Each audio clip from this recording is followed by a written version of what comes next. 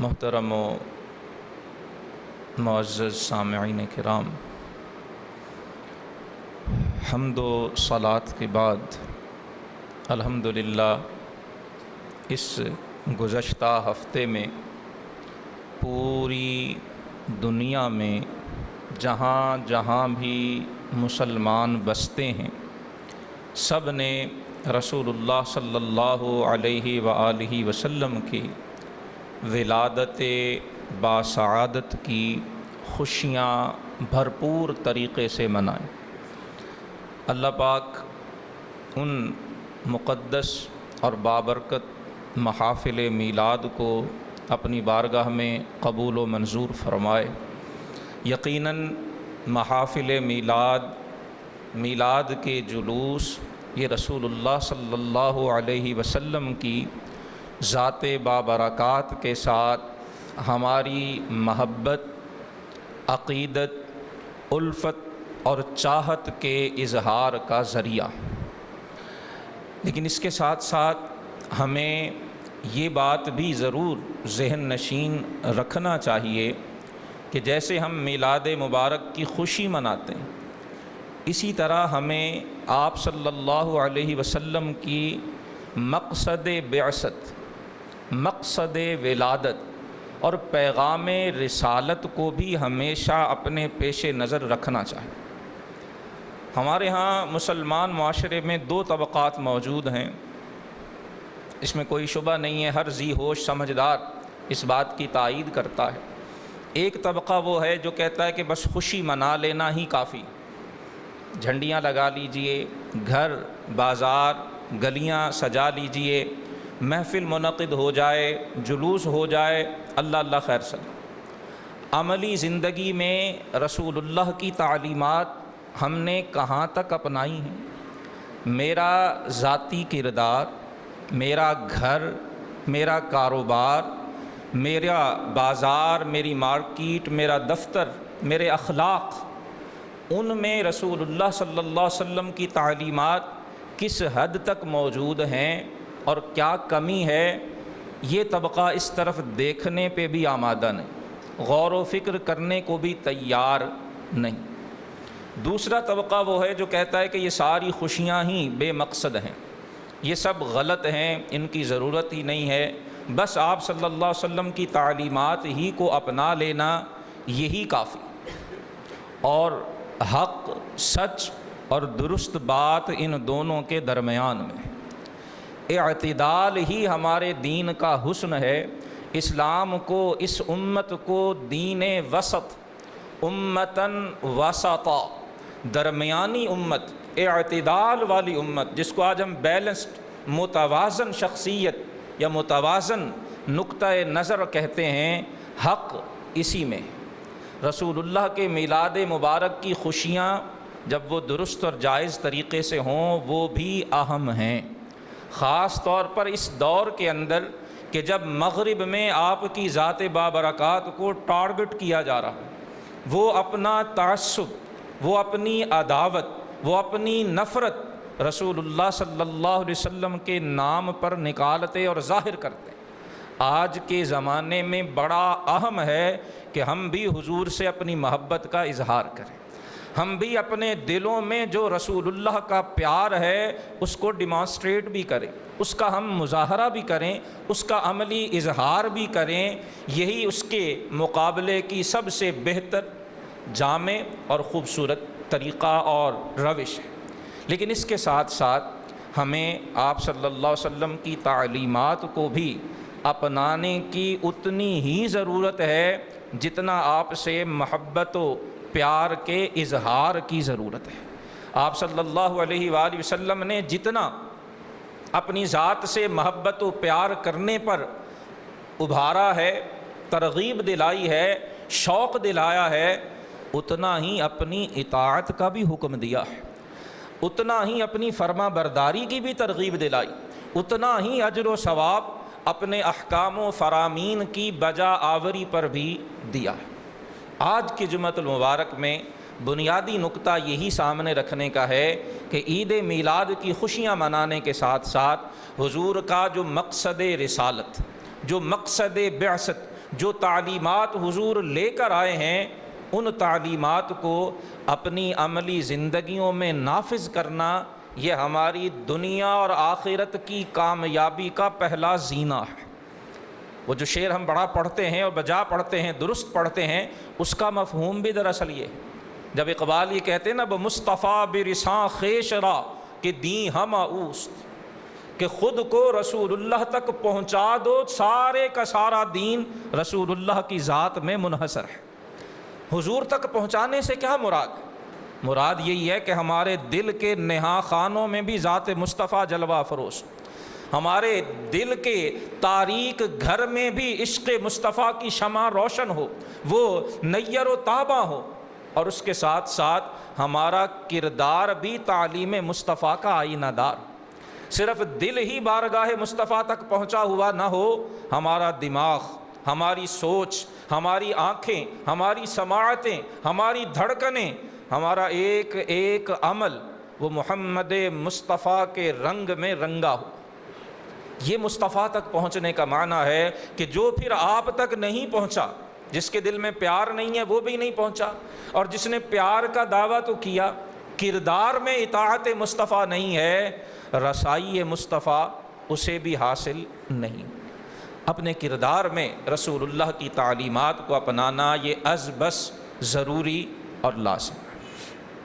حضور کی تعلیمات بڑی ہمہ گیر ہیں، زندگی کے ہر میدان میں آپ نے بڑی واضح اور بڑی نکھری، صاف اور سچی تعلیمات ہمیں عطا فرمائیں۔ اور حضور کی تعلیمات کا سب سے بڑا حسن اور خوبصورتی یہ ہے کہ وہ صرف باتیں نہیں ہیں، وہ صرف تھیوری نہیں ہے، وہ صرف ایک نظریہ نہیں ہے، وہ صرف اور صرف ایک عقیدہ نہیں ہے، اللہ کے رسول نے عملاً کر کے بھی دکھایا ہے۔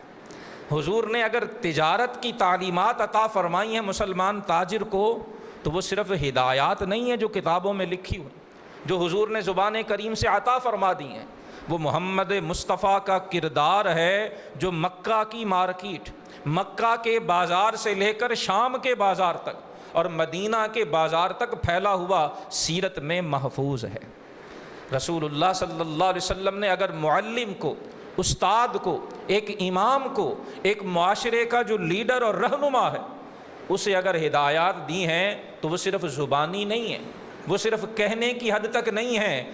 اللہ کے رسول کا بطور معلم کردار مسجد حرام سے لے کر مسجد قباء، مسجد نبوی، مسجد اقصیٰ اور اہل صفہ تک وہ پھیلا ہو۔ ایک ایک رسول اللہ صلی اللہ علیہ وسلم کی تعلیم کا جو پہلو ہے وہ فکری بھی ہے، وہ نظری بھی ہے، وہ تھیوریٹیکل بھی ہے، اور وہ عملی بھی ہے۔ حضور نے باقاعدہ مثالیں بھی ہر میدان میں ایسی درخشندہ، ایسی روشن اور ایسی واضح چھوڑی ہیں کہ وہ ہدایت اور رہنمائی کے لیے قیامت تک کی انسانیت کے لیے کافی۔ محمد الرسول اللہ کے بعد اب انسانیت کو صبح قیامت تک کسی اور مثالی رہنما کی ضرورت ہی باقی۔ آج کے مختصر وقت میں ہم حضور کی تعلیمات کا صرف ایک پہلو، جسے اخلاقی پہلو کہا جاتا ہے، اس کے بارے میں تھوڑا سا سمجھنے کی کوشش کریں گے۔ اور آج ہمیں سب سے زیادہ ضرورت اسی اخلاقی پہلو کو اپنانے کی۔ سورہ قلم کی آیہ نمبر 4، جس میں اللہ سبحانہ و تعالی نے قسمیں ارشاد فرمائیں، اور قسمیں ارشاد فرمانے کے بعد پھر یہ اعلان فرمائیں۔ قسمیں کیوں ارشاد فرمائیں؟ یہ سورہ قلم، جسے سورہ نون بھی کہتے ہیں، مفسرین نے لکھا ہے کہ ترتیب نزولی کے اعتبار سے، کہ جیسے جیسے حضور پر وحی آتی رہی، ترتیب نزولی کے اعتبار سے اکثر مفسرین کا قول ہے یہ سورہ قلم دوسرے نمبر پر نازل ہونے والی صورت۔ بعض نے سورہ مدثر کا لکھا، بعض نے سورہ قلم کا لکھا۔ اگر دوسرے نمبر پر نہ بھی ہو، تب بھی جو اول صورتیں حضور پر نازل ہوئیں، یہ مکی صورتوں میں سے ان صورتوں میں ہے جو بالکل آغاز اعلان نبوت میں رسول اللہ کے قلب انور پر نازل کی۔ مشرکین نے جب آپ کا اعلان سنا، ماننے سے انکار کیا۔ کل تک آپ کو صادق اور امین کہتے تھے، جھوٹا کہنے کی ہمت ان بدبختوں کو بھی نہیں تھی۔ سوچا، غور کیا کہ کیسے لوگوں کو آپ سے دور کیا جائے۔ بالآخر کہنے لگے کہ نعوذ باللہ محمد صلی اللہ علیہ وسلم تو مجنون ہے، انک لمجنون، ان کے نعوذ باللہ ذہنی توازن ٹھیک نہیں۔ جب ان بدبختوں نے یہ کہا، اللہ پاک نے فرمایا نون، اللہ ہی جانتا ہے کہ اس کی مراد کیا، یا اللہ کا رسول جانتا، والقلم، اے محبوب قلم کی قسم ہے۔ مفسرین نے لکھا ہے کہ یہاں قلم سے مراد وہ خامہ قدرت ہے، وہ قلم قدرت ہے جس کے بارے میں حدیث میں ہے کہ اول ما خلق اللہ القلم، کہ اللہ نے سب سے پہلے جسے پیدا کیا وہ قلم تھا، اور پیدا کر کے فرمایا اکتب ما کان وما یکون، جو ہو چکا وہ بھی لکھو، جو ہونے والا ہے وہ بھی لکھو۔ وہ قلم قدرت، اس کی قسم ارشاد فرمائی، وما یسطرون، قلم اور اس کے لکھے کی قسم، تحریر کی قسم، دو قسمیں ارشاد فرما کے فرمایا ما انت بنعمت ربک بمجنون، آپ اپنے رب کے فضل سے مجنون نہیں ہیں۔ اے محبوب، یہ تو بد نصیب اپنے حسد کا اظہار کر رہے ہیں، یہ تو اپنی جلن، اپنے سینوں کی کڑھن، اپنے اندر کی عداوت اور دشمنی کا اظہار کرتے ہیں۔ ما انت بنعمت ربک بمجنون، محبوب قلم کی قسم، تحریر کی قسم، اپنے رب کے فضل سے آپ ہرگز ہرگز مجنون نہیں۔ یا نبی یا ان لک لاجرا غیر ممنون، آپ کو تو اللہ نے بے انتہا ثواب عطا فرما۔ اور پھر جو آیہ مبارکہ آج بطور عنوان تلاوت کی، وَإِنَّكَ لَعَلَىٰ خُلُقٍ عَظِيمٍ، اور بے شک آپ کے اخلاق بڑے عظیم ہیں، آپ اخلاق عظیم کے مالک۔ مفسرین فرماتے ہیں یہاں سمجھنے کی بات یہ ہے کہ یہ بالکل آغاز نبوت کی صورت ہے۔ حضور کے ابتدائی جو ایام تھے اعلان نبوت کے، اس زمانے میں یہ صورت نازل ہوئی، اور اس زمانے میں ہی فرما دیا گیا اِنَّكَ لَعَلَىٰ خُلُقٍ عَظِيمٍ، اے محبوب آپ اخلاق عظیم کے مالک۔ وہ کون سے اخلاق عظیم تھے جنہیں یہاں اللہ پاک نے نسبت کرتے ہوئے، ذکر کرتے ہوئے فرمایا کہ آپ ان اخلاق عظیم کے مالک؟ مفسرین فرماتے یہ حضور کے وہ اخلاق تھے جو اعلان نبوت سے پہلے کی زندگی میں مکہ والے اپنی آنکھوں سے دیکھ چکے تھے۔ اہل مکہ حضور کی گزشتہ زندگی، اعلان نبوت سے پہلے کی جو 40 سال کی زندگی تھی، اس میں رسول اللہ نے جس اعلیٰ ترین، جس شاندار اور بے مثال اخلاق کا اظہار فرمایا تھا، قرآن نے انہی کو اخلاق عظیمہ قرار دیا۔ اور مفسرین فرماتے بعد والی جو زندگی ہے اعلان نبوت کی اور مدنی زندگی، یہ تو انہی اخلاق عظیمہ کے لوگوں کے سامنے منکشف ہونے کا زمانہ تھا۔ تدریجاً، آہستہ آہستہ وہ آپ کے اخلاق کھل کر سامنے آتے رہے، وگرنہ وہ اخلاق اللہ نے نبوت سے پہلے آپ کو عطا فرمائے۔ حضور کے وہ اخلاق کیا تھے؟ آج ہم نے ان سے سیکھنا کیا ہے؟ اور آج ہمیں ضرورت کس بات کی؟ پوری کتابیں، کئی جلدوں میں حضور کے اخلاق عالیہ پر تحریر ہو چکی۔ نظرۃ النعیم فی اخلاق النبی الکریم، یہ ایک انسائکلوپیڈیا ہے، ایک پورا دائرہ معارف ہے جو ایک جلدوں میں گورنمنٹ آف سعودیہ کی طرف سے وہاں کے جو پروفیسرز، وہاں کے جو اساتذہ یونیورسٹیز کے اور جو ریسرچر اور ماہرین اور محققین تھے، حضور کے سارے اخلاق عالیہ کو ایک جلدوں میں صرف حضور کے اخلاق کو انہوں نے جمع کر دیا۔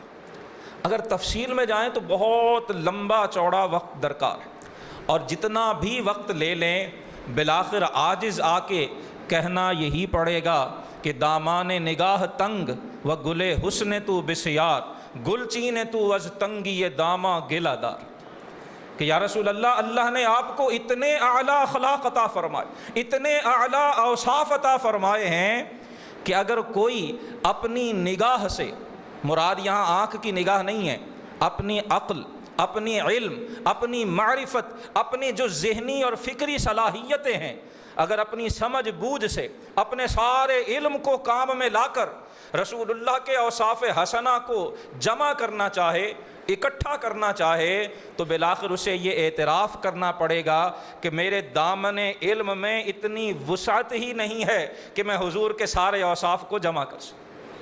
شاعر کہتا ہے یوں سمجھیے کہ ایک باغ میں بے شمار پھول مہک رہے ہیں، کھلے ہوئے ہیں، بہار کا موسم ہے، ایک شخص اپنے دامن جو ہے اس کو پکڑتا ہے اور دامن پکڑ کر وہاں سے پھول چننا شروع کرتا ہے، تھوڑی دیر بعد دامن بھر جاتا ہے اور باغ ابھی اسی طرح لہلہا رہا۔ دامان نگاہ تنگ و گلے حسن تو بسیا، یا رسول اللہ وہ رازی ہو، وہ غزالی ہو، وہ جامی ہو، وہ رومی ہو، وہ چاہے اقبال ہو یا احمد رضا ہو، یا رسول اللہ وہ کوئی بھی ہو، جس کا جتنا مرضی بڑا دامن ہو، وہ اپنا دامن علم و معرفت لے کے جب گلستان مصطفیٰ کے اندر اوصاف مصطفیٰ کے باغ میں داخل ہوتا ہے، اخلاق مصطفیٰ کے گلستان میں داخل ہو کر جب گل چینی شروع کرتا ہے، دامن بھر جاتا ہے اور باغ ابھی لہلہا رہا ہے۔ اللہ اکبر، زندگیاں ختم ہوئیں اور قلم ٹوٹ گئے، تیرے اوصاف کا ایک باب بھی پورا نہ۔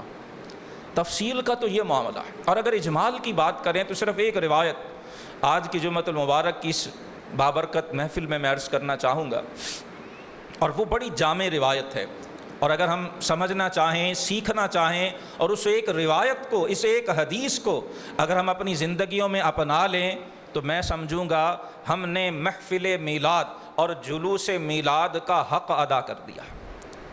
ام المومنین حضرت سیدہ خدیجۃ الکبریٰ رضی اللہ تعالی عنہا، مومنوں کی سب سے پہلی ماں، رسول اللہ صلی اللہ علیہ وسلم کی سب سے پہلی زوجہ حیات اور رفیقہ حیات، جب حضور پر پہلی وحی نازل ہوئی ہے، امام بخاری نے باب بدء الوحی میں بالکل آغاز میں اس حدیث مبارکہ کو ذکر کیا۔ رسول اللہ صلی اللہ علیہ وسلم نزول وحی کے بعد جب گھر تشریف لاتے ہیں، طبیعت مبارکہ میں پریشانی بھی ہے، جسم اطہر پر ایک کپ کپاہٹ اور لرزہ کی کیفیت بھی ہے۔ حضرت خدیجہ سے فرماتے زملونی زملونی، مجھے یوں لگ رہا ہے جیسے ٹھنڈ محسوس ہو رہی، مجھے کوئی گرم لحاف، کوئی چادر، کوئی اونی کمبل مجھے اڑا دیا جائے۔ ام المومنین خدمت اقدس میں جو آپ فرماتے ہیں پیش کرتی ہیں، جب طبیعت سنبھلتی ہے اپنی رازدار حیات کو، رفیق حیات کو حضور سارا معاملہ ارشاد فرماتے ہیں، اور ساتھ ہی فرماتے ہیں واللہ انی خشیت علی نفسی، خدیجہ بہت بڑی ذمہ داری میرے کندھوں پہ ڈال دی گئی، اللہ پاک نے مجھے ساری انسانیت کی رہنمائی، ہدایت اور ان تک اللہ کا پیغام پہنچانے کا منصب مجھے تفویض کیا۔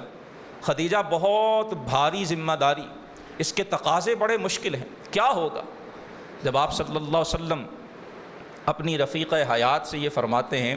حضرت خدیجہ نے اس موقع پر جو چند جملے ارشاد فرمائے، علماء اور محدثین فرماتے ہیں قربان جائیے حضرت خدیجۃ الکبریٰ کی فراست، آپ کی بصیرت اور آپ کے اس اجمال اور اس علم پر کہ ان چند جملوں میں حضور کی ساری زندگی کا خلاصہ سمیٹ دیا۔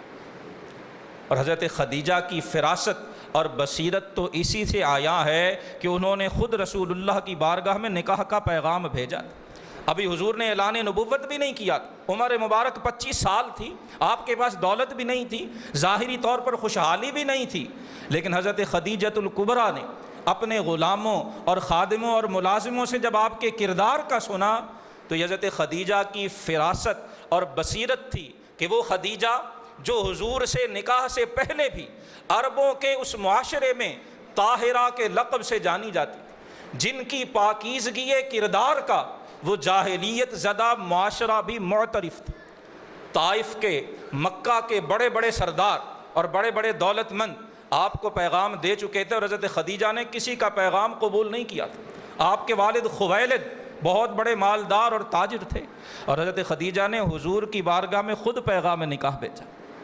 یہ حضرت خدیجہ کا اقدام ہی بتا رہا ہے کہ اللہ نے جناب خدیجہ کو وہ بصیرت، وہ بصارت اور وہ فراست عطا فرمائی تھی جو ہر ایک کا حصہ نہیں ہوا۔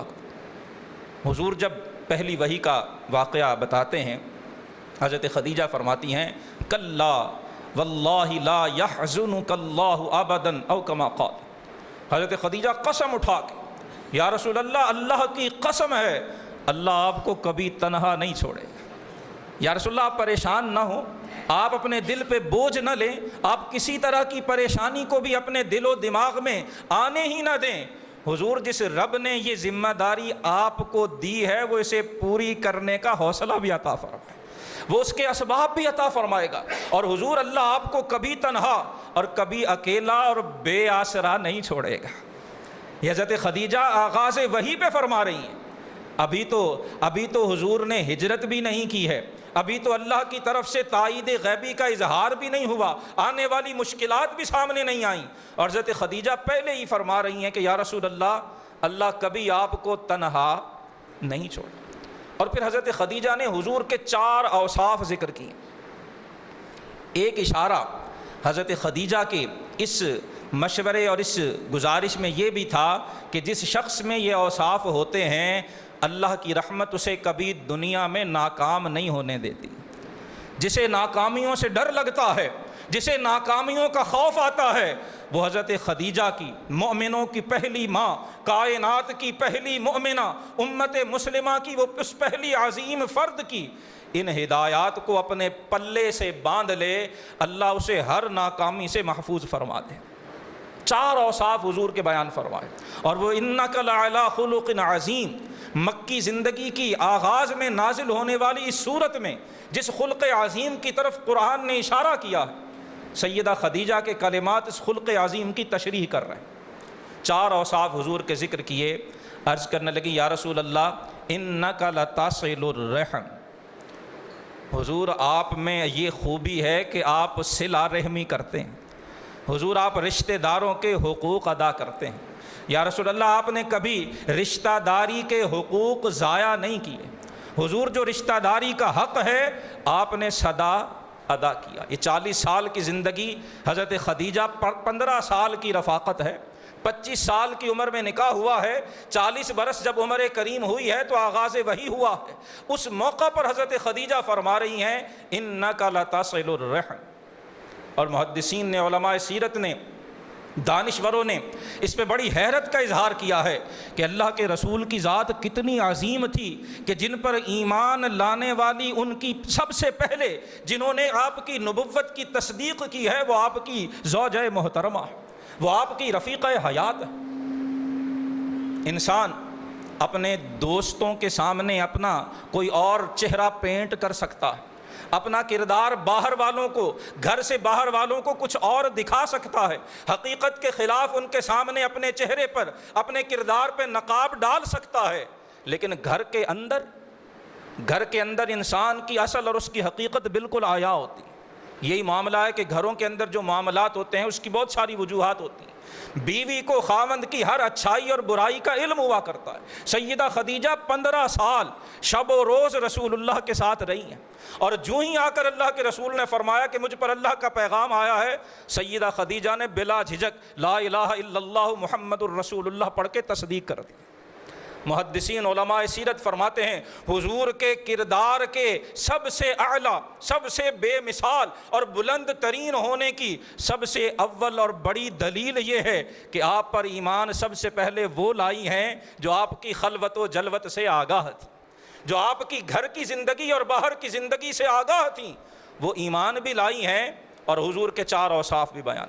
سب سے پہلا وصف انک لتصل الرحم، یا رسول اللہ آپ رشتہ داری کا حق ادا کرتے ہیں۔ رشتہ داری کا حق ادا کرنا یہ رسول اللہ کے اخلاق میں شامل ہے۔ حضرت خدیجہ کے کہنے کا اور فرمانے کا مقصد یہ ہے کہ جو رشتہ داری کا حق ادا کرتا ہے اللہ کی رحمت اس کے شامل حال رہا کرے۔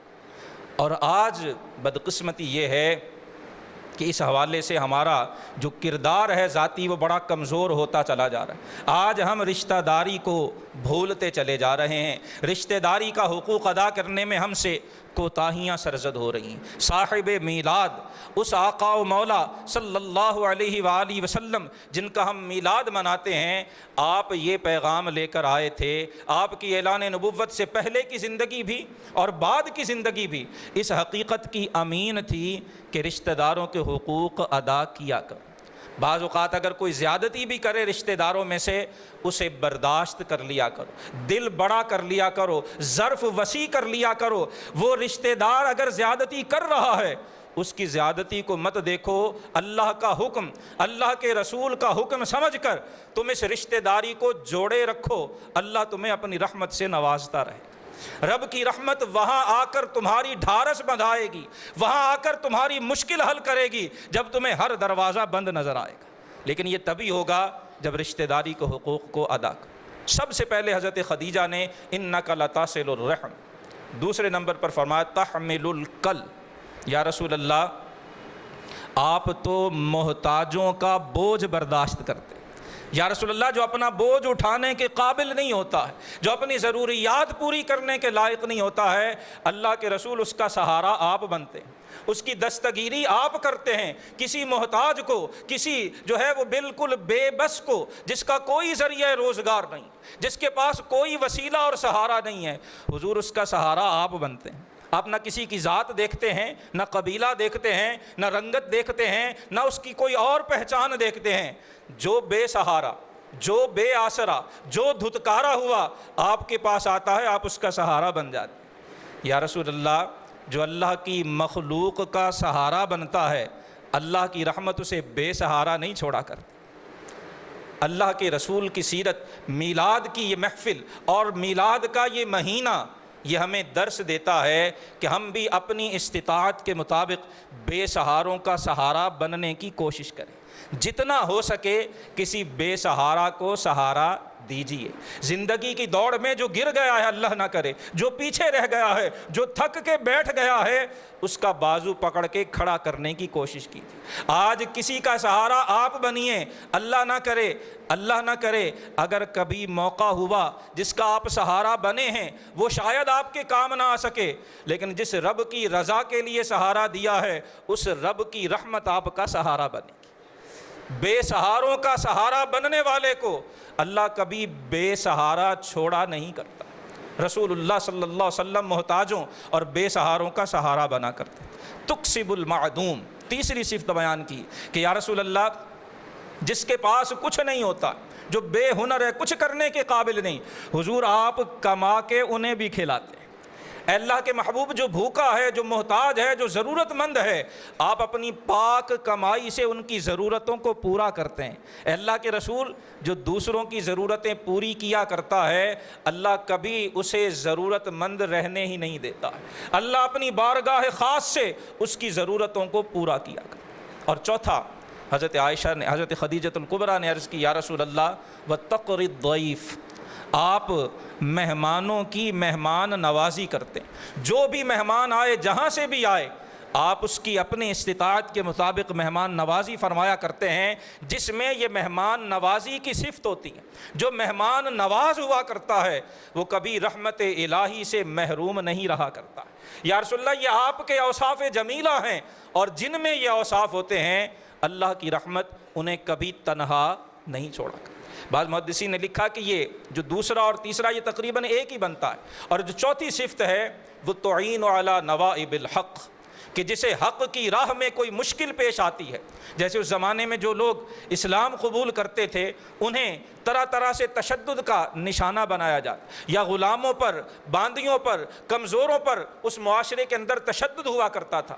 جو حق کی راہ میں کسی مشکل کا اور مصیبت کا شکار ہوا کرتا، رسول اللہ صلی اللہ علیہ وسلم اس کی ڈھارس بندھایا کرتے، حضور اس کے کام آیا کرتے، حضور اسے اس مشکل سے نکالنے کی کوشش کیا کرتے۔ حضرت خدیجہ عرض کرتی ہیں یا رسول اللہ یہ آپ کے اوصاف جمیلہ ہیں، انہی کی برکت سے اللہ آپ کو ہر کڑے وقت میں اپنی رحمت کا سہارا نصیب۔ ان سارے اوصاف کا خلاصہ اور نتیجہ اگر ہم نکالنا چاہیں تو نتیجہ یہی ہے کہ آپ کو اللہ نے رحمت للعالمین بنا کے بھیجا۔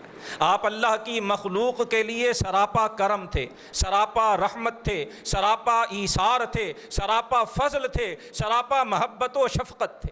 اور جو ایسا ہوتا ہے رحمت الہی ہمیشہ اس کے ساتھ ہوا کرتا۔ ہمیں بھی آج رحمت للعالمین کی امت ہوتے ہوئے، صاحب خلق عظیم کی امت ہوتے ہوئے، مخلوق خدا کے لیے زیادہ سے زیادہ رحم کا، زیادہ سے زیادہ شفقت کا، زیادہ سے زیادہ محبت کا اور زیادہ سے زیادہ پیار کا باعث بننا چاہیے۔ جب ہم مخلوق خدا کے لیے رحمت کا باعث ہوں گے، ہمارا وجود، ہماری ذات جب دوسروں کے لیے شفقت اور پیار کا باعث ہوگی، اللہ کی رحمت بھی ہمارا ساتھ دے گی۔ پھر ہماری مشکلات اللہ اپنے کرم سے خود بخود درست کرتا چلا جائے گا۔